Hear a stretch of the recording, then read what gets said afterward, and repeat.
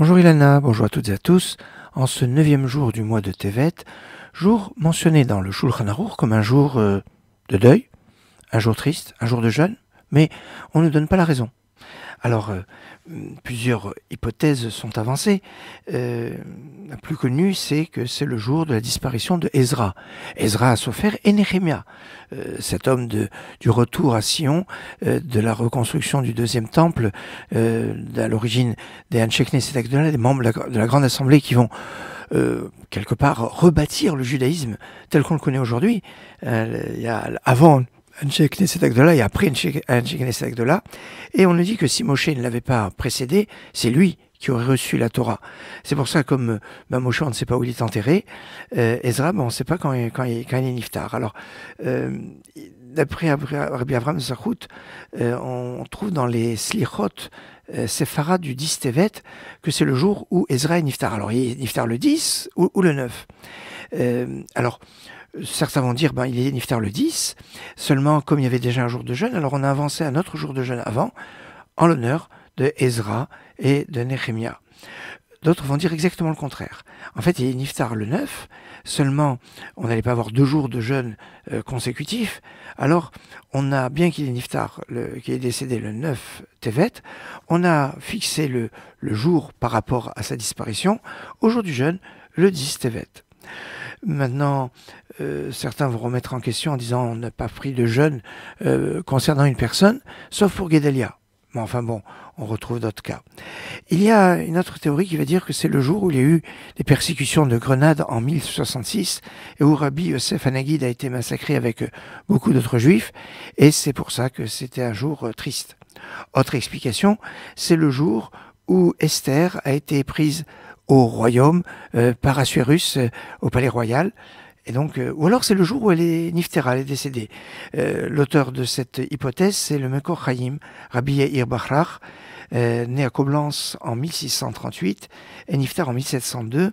Il est passé par Mayence, Worms, et donc ce serait lié à l'histoire d'Esther. Une autre hypothèse va être que, comme pour le 9 Av, il y a une problématique entre le 9 et le 10 Av. On jeûne le 9, mais il a brûlé essentiellement le 10. Là, le siège, c'était le 10, et on commence à jeûner dès le 9. C'est aussi une théorie. Enfin, il y a une théorie que c'est la mort de Shimon Bar Korba. Autre explication, ça n'explique pas le jeûne, mais ça explique je précise ce jeûne qui n'est pas applicable pour tout le monde. Le jour de jeûne, c'est demain surtout, le 10 Tevet, Tanit Sibour, où toute personne qui est en mesure de pouvoir jeûner, au niveau physique, au niveau de sa santé, doit jeûner. C'est 10 Tevet. Là, c'est ce qu'on appelle Tanit Sadikim. Et c'est aussi, donc le 9 Tevet, le jour de la disparition de Rabbi Yoshua Bessis. Rabbi Yoshua Bessis, c'est un grand nom du judaïsme tunisien, élève de Rabbi Yitzhak Taïeb.